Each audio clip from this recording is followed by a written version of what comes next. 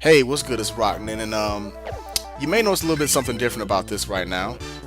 Namely the fact that this commentary is not happening live like I normally would do.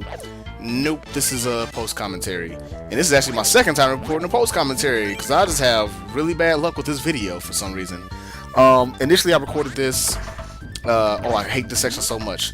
This section of this stage is just really crazy, but you won't see a lot of it because the original footage that I have me dying like 90 times is gone. I have no idea what happened to it, but it no longer exists. It's cool. Thankfully, the winning run was okay, which is ironic, but yeah, the winning run is okay. But all the video I had of me actually getting killed, so you can see the frustration just leaking from my lips, or rather hear it, but whatever. Gone. Goodbye. Not there. And the commentary doesn't match up anymore. So I had to go ahead and record this in post. So to give you a quick rundown, I died a lot because you have to deal with a lot of projectile enemies and a lot of guys that just have like a one-track mind. Those riflemen are really silly. And it doesn't sound like they should be much of a challenge, but they are because they just sit in that spot and shoot that one bullet all day while these guys like running behind you. And I think I figured out what my main problem with this game is at times. The fact that enemies can spawn behind you while you're still moving. And in some, like that guy right there, and in some cases outrun you. It's really unfair, I think. And it comes back to haunt you way later in the, see that guy came back around apparently. I'm gonna have to wait and watch this money disappear while she talks. Gosh darn it. But yeah, so you don't get to see all my beautiful death scenes and all my anger that would only be matched or beaten by the ghouls and ghosts run I'm doing right now. So yeah, it was really fun, and I honestly, truthfully wish I could still have the footage. I'm not even lying to you. I wish I still had it because it was so great, and I was playing this level for like an hour and a half. I think played it all night. Let it sit overnight, and then well, not let it sit overnight, but came back to it in the morning like, yeah, I'm gonna go ahead and get it up and upload it, and it was gone. I'm like, are you kidding me right now? I'm not sure how I lost the footage, but it is what it is, so I just worked with it. Now, this is where this stage really takes a turn for the worse. I just only have one. I only have this life. I have no extra lives. So I made a password setting, or I saved my password right when I had, like, I bought that pizza down there. I bought some bombs. I had enough to go through this boss to try not to get hit as much as possible, so I can try and beat this in one run, because you have to fight 3 bosses in one run. And if you die on any of them, you have to go back. And in my opinion, since you can't get any power-ups or anything, they give you no power-ups or anything between these fights. It's truly old school hard that way. You're pretty much stuck. Once you get in here, that's it. You have to just go straight through. If you die, you go back and you lose all. You have no power-ups. That's it. No money, no chance to get any more money either. So you lose all your projectiles too if you run out. So I figured I'd just go here with one life, fight these bosses, and deal with the fact that I'm gonna have one life. Because if you die on this anyway, you might as well just have one life. The only thing that you get to keep is if you got the golden cats, which I did. As you see, my life was really high. If you have those, I got hit stupidly there and lost the gold pipe, which is going to be important later. But yeah, if you lose the gold pipe, you have no way to get it back. It's just gone. So here, I'm trying to be as careful as possible. I don't want to waste too much money on this because I really don't have. I don't need to throw as much money at this boss. It's not that bad. And I accidentally threw a bomb there because I keep forgetting to actually have bombs. I normally don't buy bombs during the main game, but I was kind of desperate to fight the last boss because I'd fought him like 9 times, and each of those 9 times I died. Ugh. Anyway, so I was hoping that the bomb splash. They have splash damage, so I was hoping I could get multiple hits in cases where I wasn't able to hit them directly. But I kept wasting bombs, and I ended up wasting most of them there. So I only have like I think 2 bombs left now. But yeah, at this point, I'm just like, okay, I don't want to get near him because I don't have the gold pipe anymore. I have a small little puny pipe, so it really wasn't going to be a fun fight if I went up in his face. I was saving my coins really for this boss because I don't want to touch him because his hitbox is obnoxious. I have no idea where it really is.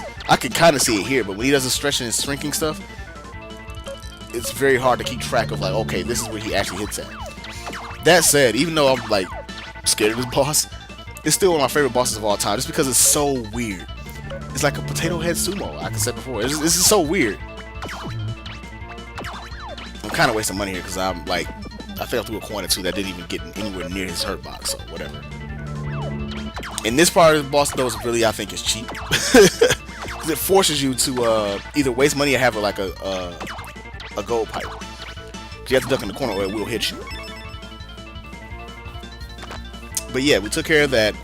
We still got a decent amount of money left, so here's this form.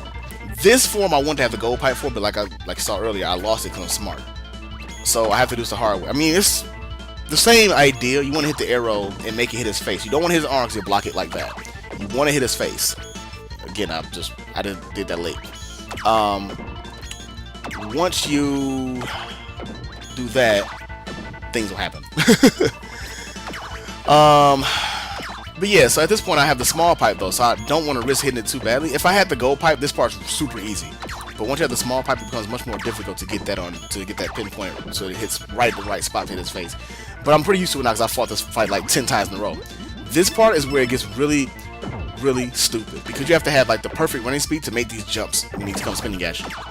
See, I did splash bomb right there, or splash damage bomb. See, there I didn't have enough speed so I couldn't get over it. There I did. I just made it over that time. And then I accidentally discovered something that I never knew in all my years of playing this game. And I realized what I was doing. I'm like, oh, okay, this is a safe spot from this jump. Okay, cool. Wait a minute. He never moves there. And that's when things just go from being scary to being, wow. No matter what he does, and I paused it because I was just so much in shock when I recorded it. Whatever he does, he can't hit you here. It's a safe spot. He can never hit you here. Like, even looking at it now, if he stops right there, I don't think he can hit you there. And I can just go right back over here and there's nothing he can do.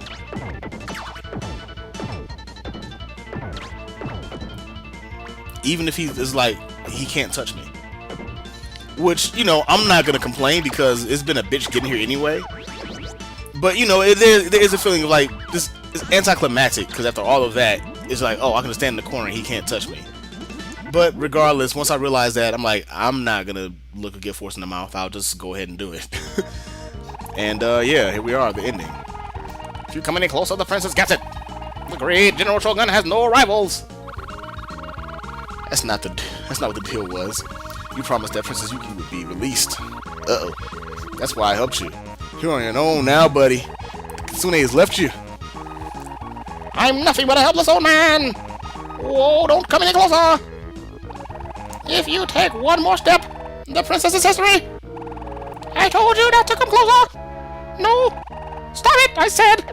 And he just beats him with the pipe. It's pretty awesome. And yeah, there we has it. The princess is saved, thanks to Frowning Goemon, who continues to frown because his sprite is made that way, basically, despite him being a super happy character. And that's it. Mystical Ninja. I think I've recorded this video or this commentary like 6 times now. This video and this commentary all together about 6 times now.